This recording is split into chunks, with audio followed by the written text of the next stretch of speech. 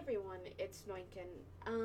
Today's September the 11th, and as with every year, people seem to be sharing their stories of where they were to remember the day, and I figured I'd share mine. You know, nothing extraordinary, but still. So, on that day, I had literally just turned 15. 9/11's my birthday. And normally when I get up, my mom's already gone to work. I get up and get ready on my own. And while I'm supposed to take the bus, I actually catch a ride with a friend of mine because it gets me to school a little bit earlier and I can hang out with my friends. So, morning began like any other. And I remember thinking to myself, I was going to make this a great day. Because, no joke, every year without fail something seems to happen on my birthday. Just something. And it's made me a bit cynical about my name day when it comes up. But I remember thinking this year was going to be different. And so I walked into my first class, Theater 2, Advanced Theater, I think is what we called it. And I was in that class also with a few of my friends, Sam and Danielle. Taya Go Boom. You'll see her around my channel occasionally. And she goes, "Did you hear?" And I remember thinking, oh great, here it comes. Here comes the thing that's going to just screw the day. And I go, no. Hit me. What's going on? And she said, people are dying in New York. That took a good 30 seconds to process.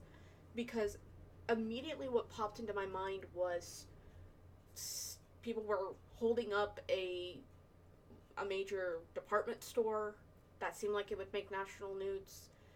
People were dying for it, or really, that was the first thing that popped into my head. And I remember trying to discuss it with a couple of my friends, and we just kept getting shushed by our theater teacher, who was listening to the radio at the time.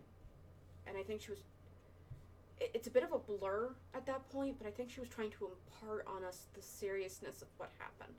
But when you hear it on the radio, it doesn't sink in. And they had put a TV into the library, which is literally a hop, skip, and a jump from the classroom I'm in. And so we all kind of piled in around this TV, and I remember the recording of the first plane hitting, and just thinking it's got to be a fluke, instrument malfunction, something. It just, and then when the second one hit,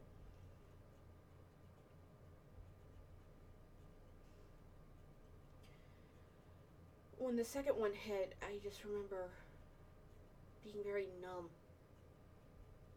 I internalized a lot, and I just sat and stared at the screen. I couldn't believe it. I remember crying, but being more pissed off than in any form of anguish. And I just kept thinking, what the hell? And I remember there were two girls behind me just chatting away like normal day. What they were going to do, if they were going shopping. And I remember being so pissed off about that, because here was an event unfolding before us that was in hindsight looking at it was our generation's Pearl Harbor. And you're not even fucking paying attention. At 15, I just kind of, the indifference pissed me off. We're in high school, yeah, I get it. We're teenagers, yeah, I get it, but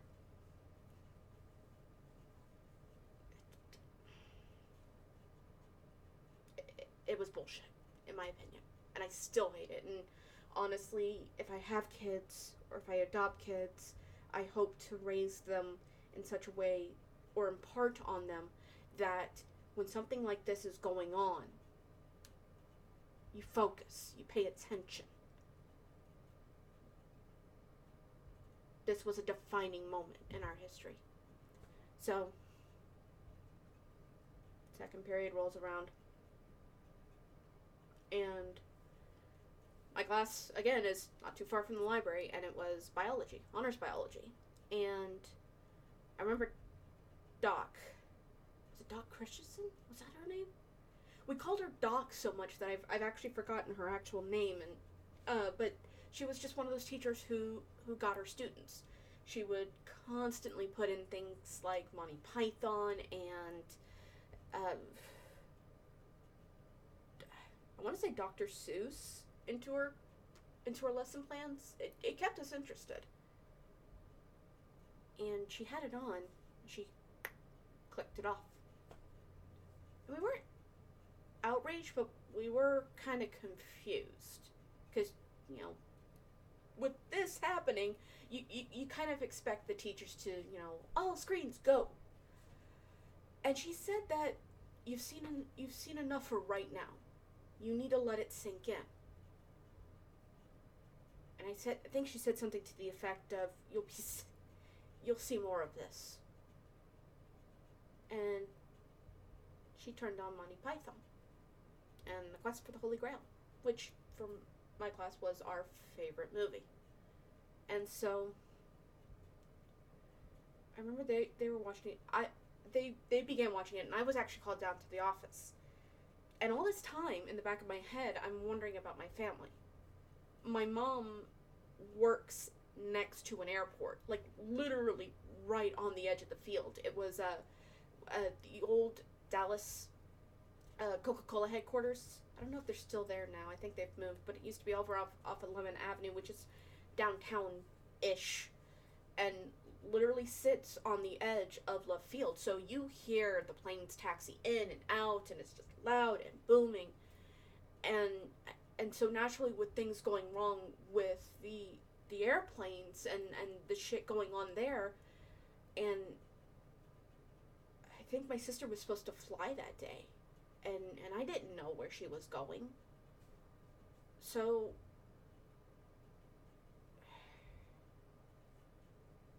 yeah, I remember just kind of being on edge, taking things that I'm seeing in stride, knowing where I was. At least I felt safe where I was, so I wasn't like uber freaking out, but I was on edge because I have two older sisters, both of which, because my mom really had to work to keep us afloat. They were my babysitters / upbringers, and I've always looked up to my eldest sister, and so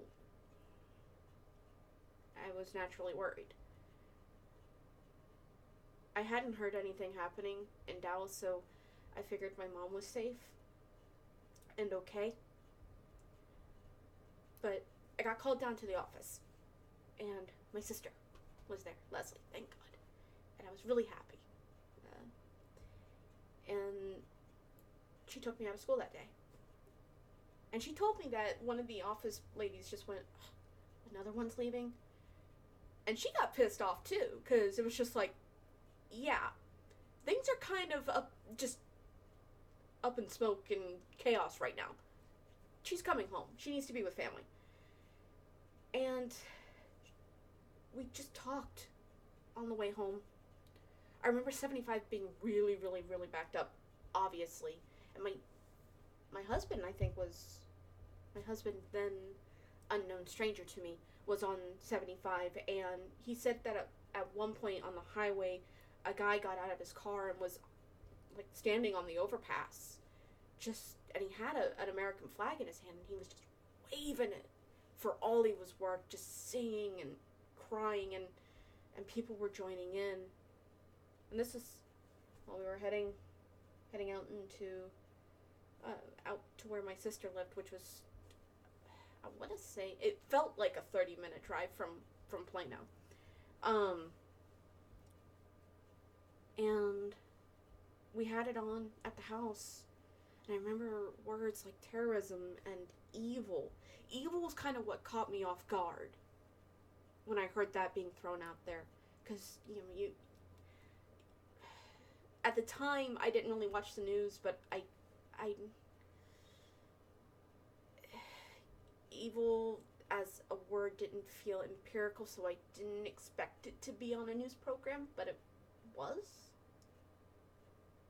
And it just kind of, it's just one of those things that stuck out in my mind. But I passed out on my sister's couch.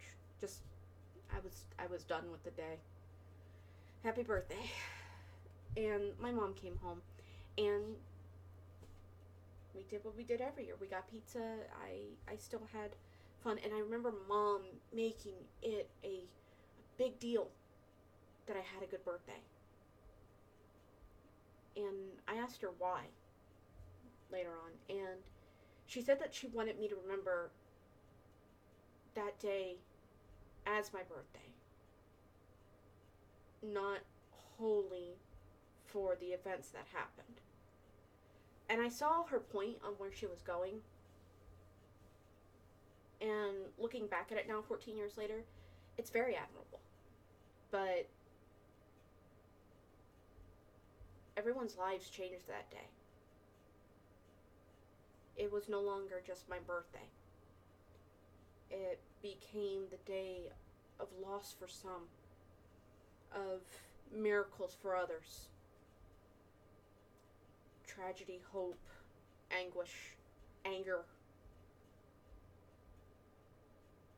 I share that day, as does everybody else born 9/11, with 3,000 plus other people, and the people that affected them. And I just remember it being 9/11, 9/11, 9/11, and I remember I used to get a jolt when I heard 9/11 because that was my birthday, and it just, every time I heard it, slowly that jolt kind of ebbed away until it became what it is today for me, which is an amalgamation day, I guess. And so I still remember when they wanted to go with, I think it was First Responders Day, which I was all for, and then they changed it to Patriot Day, which again I'm all for, but I really remember the firemen and the policemen and just seeing the dust and the people who were breaking down only to rebuild themselves back up, and I remember the wall, the memorial wall, and just that, people like to cite, the cross for the World Trade Center, or the loss of the buildings. But for some reason, for me, whenever I think of the events, I always remember the wall. And for those of you who may have been too young to remember, if you ever play Mass Effect 3, other than Googling the image, if you ever play Mass Effect 3, it was similar to the memorial wall in there. Just real and much more. So, there it was. Every year I kind of try to take some time to personally remember the events, the people, the aftermath. And every year I'm always amazed on how we came together. Just not as a country, but as humanity. Because it wasn't just America. The attack was on American soil, but it wasn't just us. There was other people there. It was an international event. Everybody was affected. And just seeing that rush of patriotism and people coming together for a cause. I remember seeing a picture of a girl who was an Irish stepper, and she had this poster board behind her with the Irish flag and the American flag just cut down the middle, and she was raising money. I think it was for the Red Cross to donate, but it was just little things like that, and everybody was doing what they can, and I remember looking at it in the moment and feeling, wow. And I just wish that we had kept up with that.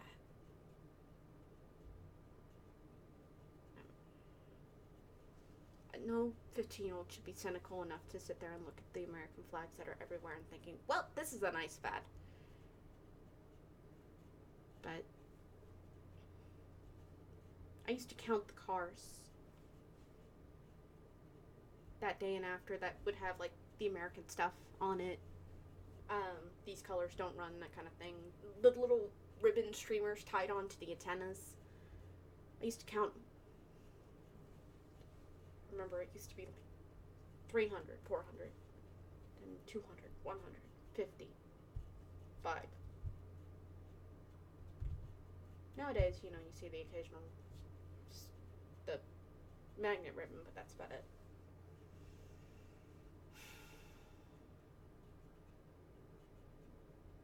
And at the same time, I can't blame people for that. That's just time. I'm a history major. Just, that's the unfortunate effect of time. But every year I'll tell my story. It's not exciting. It's not eye-opening. It's not.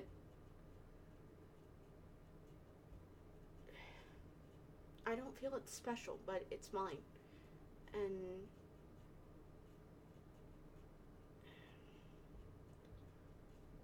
I think I'd be doing a disservice to people if I didn't remember where I was that day. What I was doing and how it changed me.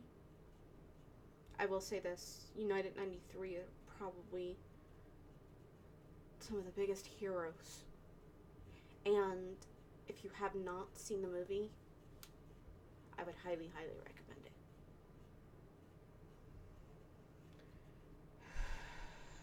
But yeah, so that's where I was on 9/11/2001, and that is my way of remembering my end of the day. And as with every day, I take that time to remember. I take the time to remember everything that surrounded that event, and then I move to my birthday. I keep them separate. I share the day, but I keep the events separate. So, on that note, thank you guys so much for watching. Given the fact that it is my birthday, the video might be a little bit late, or I might just put up something short and sweet to keep y'all tided over, because I do want to try out some new editing techniques if I can. But just wanted you guys to know. And thank you so much for watching. I'll see you with the next video. Night, y'all.